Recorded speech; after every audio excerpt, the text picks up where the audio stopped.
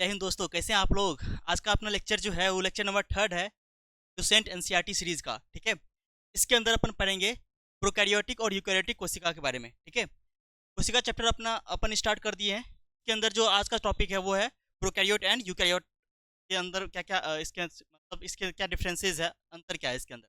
ठीक है, तो हम बात करते हैं यहाँ पे सबसे पहले जो वॉन लील नाम के साइंटिस्ट जो है, ठीक है, जिसको आप प्रकाश संश्लेषण के अंदर पढ़ते हैं। ठीक है, ये जो साइंटिस्ट है ना, के अनुसार ये जो है कोशिका को दो मुख्य प्रकार, कोशिका को दो भाग में बांटा। ठीक है, तो दो प्रकार, मुख्य प्रकार में बांटा इसको। पहला यहाँ पे प्रोकैरियोटिक प्रोकैरियोटिक सेल, ठीक है, दूसरा यहाँ पे यूकैरियोटिक सेल। ठीक है, यूकैरियोटिक कोशिका। अच्छा, ये जो प्रोकैरियोटिक है, प्रोकैरियोटिक का मीनिंग क्या होता है उसको अपन समझते हैं।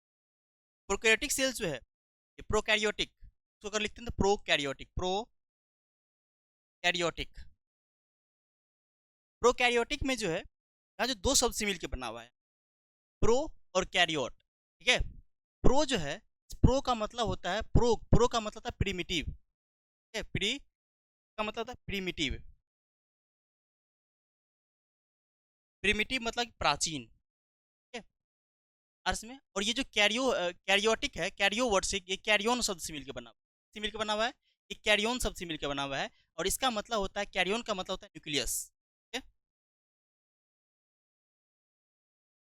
न्यूक्लियस, ठीक है, मतलब कि केंद्रक। ठीक है, मतलब कि केंद्रक। और यहाँ प्रीमिटिव मतलब था प्राचीन। ठीक है, प्राचीन अर्थ में, जो जिसका कि न्यूक्लियस क्या है, प्राचीन है, पूरा डेवलप्ड नहीं है, सुव्यवस्थित नहीं है। अर्थ में, इसका जो न्यूक्लियस होता है, प्रोकैरियोटिक कोशिका का जो केंद्रक होता है, उसके में कोशिका झिल्ली नहीं होता है, मतलब कि यहाँ पे केंद्रक झिल्ली नहीं होता उसके अंदर क्या होगा, केंद्रक झिल्ली नहीं होता है। उसका जो न्यूक्लियस के अंदर जो भी उसका डीएनए पार्टिकल्स, डीएनए होगा, वो बिखरा होता है उसके कोशिका के अंदर। अर्थ में, उसके जो कोशिका द्रव है उसके अंदर बिखरा रहता है, इसलिए उसको हम न्यूक्लियस नहीं बोल के न्यूक्लियोइड बोलते हैं। आगे चल के अपन पढ़ेंगे। तो इसका जो न्यूक्लियस है या फिर इसके अंदर जो भी कोशिकांग होगा वो वेल डेवलप्ड नहीं है। ठीक है, बात करते हैं यूकैरियोट का। इसको अगर इंग्लिश में लिखते हैं तो इसको अपन लिखते हैं यूकैरियोट, यूकैरियोट। ठीक है, कैरियोट या यूकैरियोटिक सेल या यूकैरियोट बोलते हैं इसको अपन। यहाँ पे जो यूकैरियोट है, ये भी दो शब्द से मिलकर बना हुआ है। ठीक है, यू यू जो होता है, यू का मतलब होता है ट्रू। का मतलब क्या होता है, का मतलब होता है ट्रू। रस में मतलब कि सुव्यवस्थित, मतलब कि प्रॉपर डेवलप्ड। ठीक है, अब यहाँ पे ट्रू मतलब सत्य, डेवलप्ड। और यहाँ पे जो बात करते हैं कैरियोट का, ये कैरियोट शब्द कैरियोन से आया है। ठीक है, कैरियोन। अच्छा, कैरियोन शब्द पूरा बायोलॉजी में जहाँ भी कैरियोट या कैरियोन शब्द आए, इसका मतलब ही होता है न्यूक्लियस। इसका मतलब क्या होता है, इसका मतलब होता है न्यूक्लियस। ठीक है, तो यहाँ पे क्या हो रहा है, यहाँ पे क्या हो रहा है कि जिसका ऐसा मतलब कि सेल्स जिसके अंदर क्या हो, न्यूक्लियस क्या हो, ट्रू न्यूक्लियस हो। ठीक है, डेवलप्ड न्यूक्लियस हो, उसके चारों तरफ क्या होगा, केंद्रक झिल्ली होगा, न्यूक्लियर मेम्ब्रेन होगा। रस में, उसके अंदर जो है आपको क्रोमोजोम मिलेगा, क्रोमोजोम के अंदर डीएनए मिलेगा। ठीक है, वो सब कहाँ पाया जाता है, यूकैरियोट में। ये था यूकैरियोट और प्रोकैरियोटिक सेल। ठीक है, अच्छा, आगे चल के अपन बात करेंगे, जब इससे आगे वाला चैप्टर अपन पढ़ेंगे, जीव जगत पढ़ेंगे, उसके अंदर बात करेंगे दुनिया का जितना भी जीव है ना, उसको 5 जगत में बांटा था आर.एच. व्हिटेकर ने। ठीक है?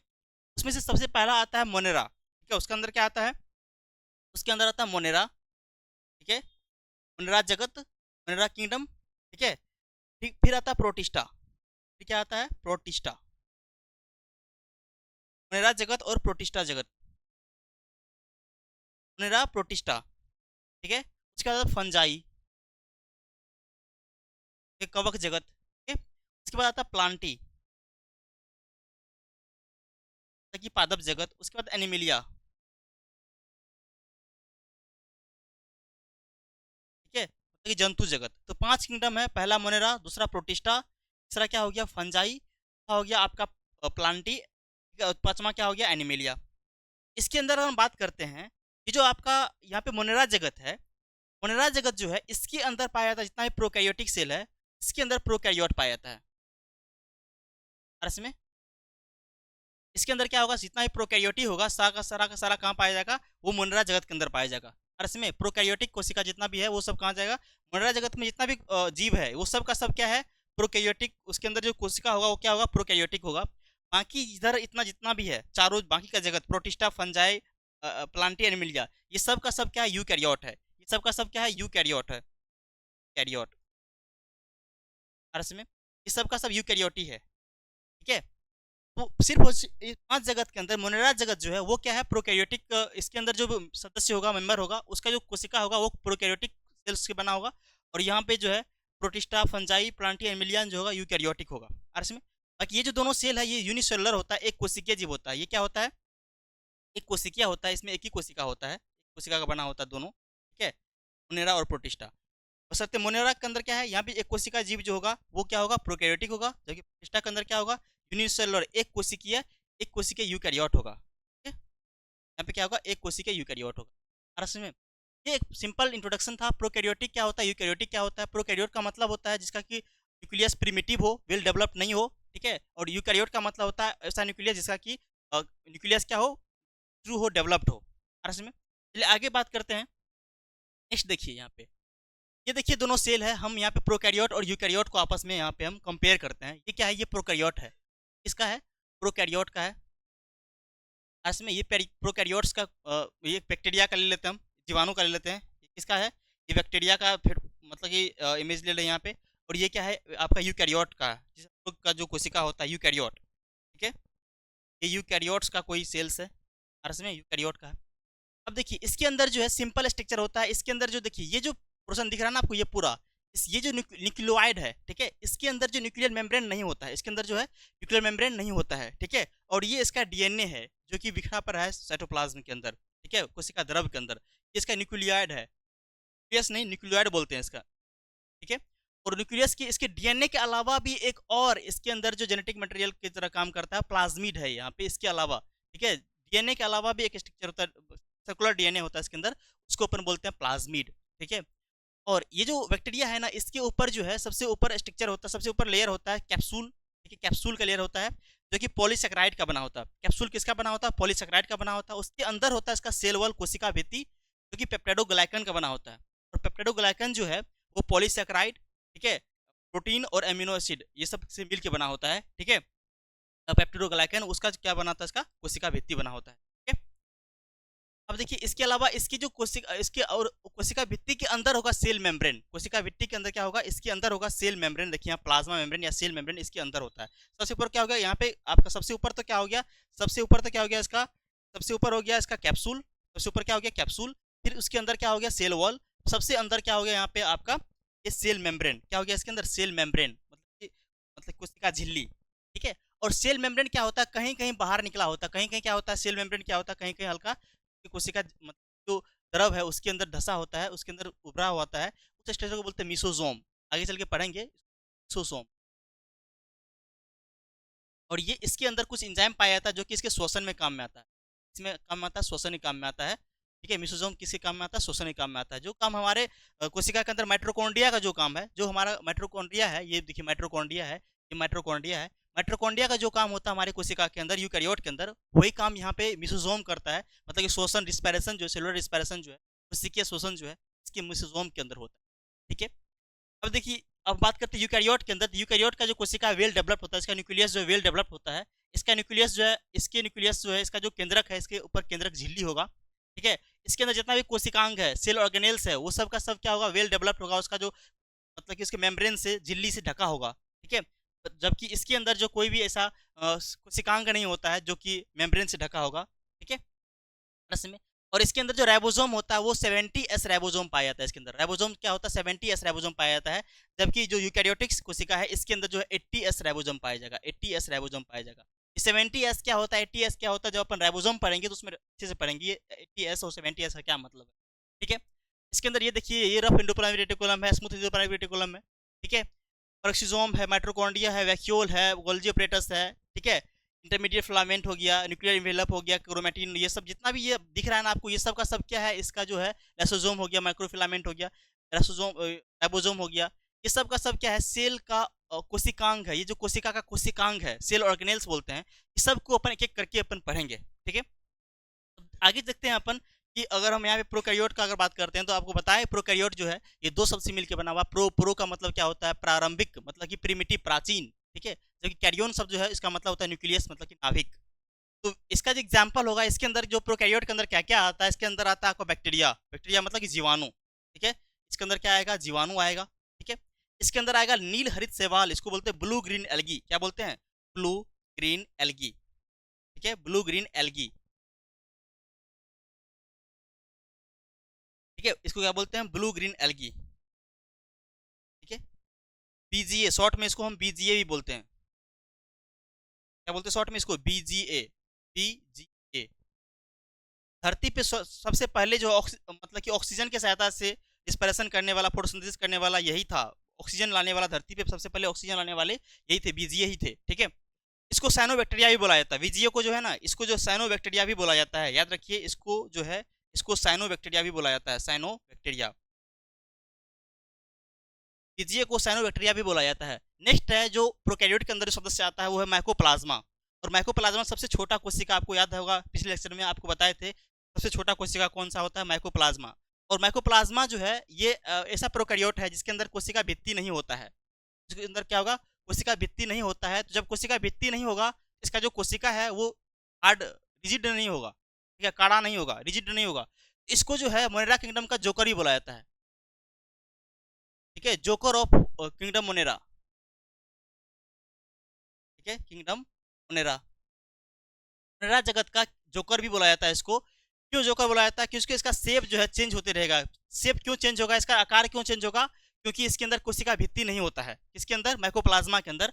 और इसको जो ये किसका सदस्य है, ये प्रोकैरियोटिक ग्रुप का सदस्य है। और ये प्रोकैरियोट में भी किसका होगा, मोनेरा, क्योंकि मोनेरा सिर्फ एक ही जगत है 5 जगत में, मोनेरा जगत, जिसके अंदर क्या आता है, आपका प्रोकैरियोट आता है, ठीक है।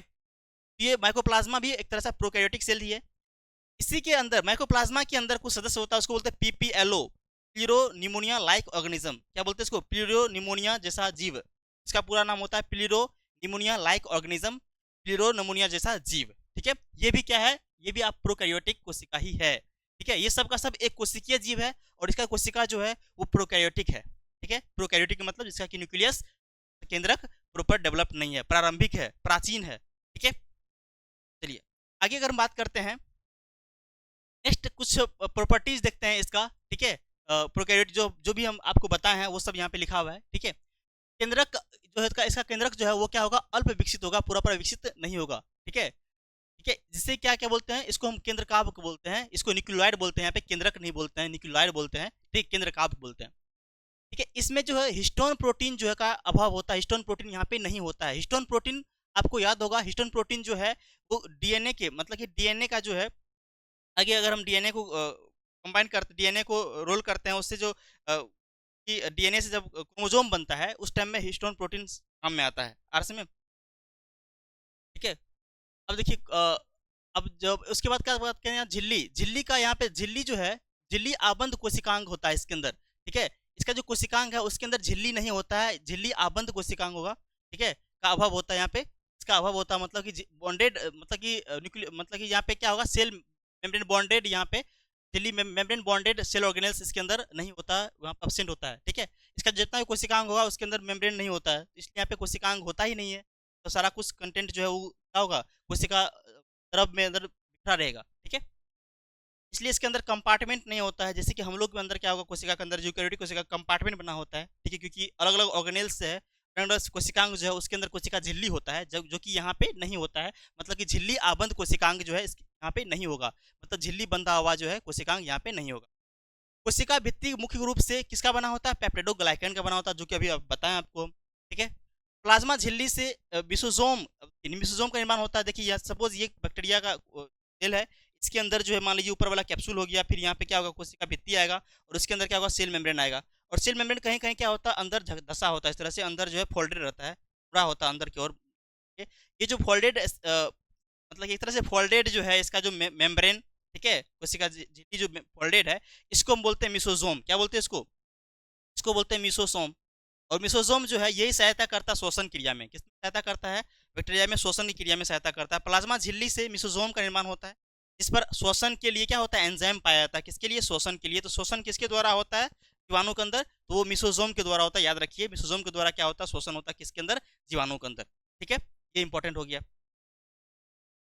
आगे हम बात करते हैं, अब देखिए यहाँ पे क्या कह रहा है, इसके अंदर बात करते हैं यहाँ पे, इसका जो जीनोमिक डीएनए है, जीनोमिक डीएनए जो न्यूक्लियोइड के अंदर होगा, इसके अतिरिक्त एक एकल वृत्ताकार सर्कुलर डीएनए पाया जाता है, जिसे प्लाज्मिड कहते हैं। क्या कहते हैं इसको, प्लाज्मिड कहते हैं। ये मान लीजिए बैक्टीरिया हो गया, बैक्टीरिया का कोशिका हो गया, इसके अंदर क्या होगा, यहाँ पे क्या होगा, न्यूक्लियाइड होगा, यहाँ पे क्या होगा, न्यूक्लियाइड होगा, मतलब कि डीएनए बिखरा पड़ा है बिना केंद्रक झिल्ली के, ठीक है। इसके अलावा यहाँ पे क्या होता है, सर्कुलर डीएनए पाया जाता है, इसको बोलते हैं प्लाज्मिड। ये क्या है, ये प्लाज्मिड है, ये क्या है, प्लाज्मिड है। और ये प्लाज्मिड क्या होता है, सर्कुलर डीएनए ही है, लेकिन सर्कुलर डीएनए है, इस तरह से क्या होगा, ये सर्कुलर डीएनए है, ठीक है, इसको प्लाज्मिड बोलते हैं अपन, ठीक है। अब इसके अंदर जो राइबोसोम होगा, ठीक है, राइबोसोम जो इसके अंदर होता है वो क्या होता है, 70s राइबोसोम होता है। और 70s के जो दो सब यूनिट होता है, इकाइयाँ होता है, वो क्या होता है, 50s और 30s। ये कैसे होता है 50s 30s, ये क्या चीज़ है 70s, इसको अपन राइबोसोम में पढ़ेंगे, ठीक है, इसका मतलब क्या होता है। लेकिन यहाँ पे ये समझ लीजिए कि प्रोकैरियोट के अंदर जो राइबोसोम होता है वो 70s राइबोसोम होता है, जबकि यूकैरियोट के अंदर जो राइबोसोम होता है वो 80s राइबोसोम होता है, ठीक है। और ये राइबोसोम जो है सहायता करता है प्रोटीन के संश्लेषण में, किसके सहायता करता है, प्रोटीन संश्लेषण में सहायता करता है। और आरएनए और राइबोसोम होता क्या है कि जे मान लीजिए एमआरएनए है, एमआरएनए पे बहुत सारा राइबोसोम इस तरह से मतलब कि इस तरह से यहाँ पे अटैच रहता है, इसको अपन बोलते हैं पॉलीसोम, ठीक है। ये देखिए बीच के अंदर, बीच में क्या होगा, यहाँ पे बीच में इस तरह से होगा आरएनए, ठीक है, और आरएनए एमआरएनए, इसके ऊपर क्या होगा, बहुत सारा राइबोसोम होगा, इसको एक साथ हम बोलते हैं पॉलीसोम। क्या बोलते हैं इसको, इसको बोलते हैं हम पॉलीसोम। और जो प्रोकैरियोटिक सेल है, इसके अंदर क्या होगा, कुछ अंतर्विष्ट पिंड होता है, जिसको कि इंक्लूजन बॉडीज बोलते हैं अपन, ठीक है, इंक्लूजन बॉडीज। इसके अंदर क्या होता है, जो इसके अंदर पाया जाता है, इसके मतलब कोशिका द्रव के अंदर पाया जाएगा, ठीक है। उसमें क्या क्या है, उसके अंदर फॉस्फेट ग्रेन्यूल्स, फॉस्फेट का जो है, फॉस्फेट का कुछ ग्रेन्यूल्स पार्टिकल्स होगा, कुछ ग्रेन्यूल्स होगा। उसके बाद यहाँ पे साइनोफैसियन ग्रेन्यूल्स होता है, साइनोफैसियन ग्रेन्यूल्स, साथ में यहाँ पे ग्लाइकोजन का कुछ ग्रेन्यूल्स होता है, ठीक है। और साथ में यहाँ पे कुछ कुछ यहाँ पे सेलुलर स्ट्रक्चर होगा, उसको बोलेंगे गैस राजधानियाँ। जैसे यहाँ पे हमारे कोशिका के अंदर जो यूकैरियोटिक कोशिका है, यूकैरियोटिक कोशिका के अंदर जैसे कि वैक्यूल होता है, उस तरह से यहाँ पे क्या होता है, गैस राजधानियाँ होती है, ठीक है।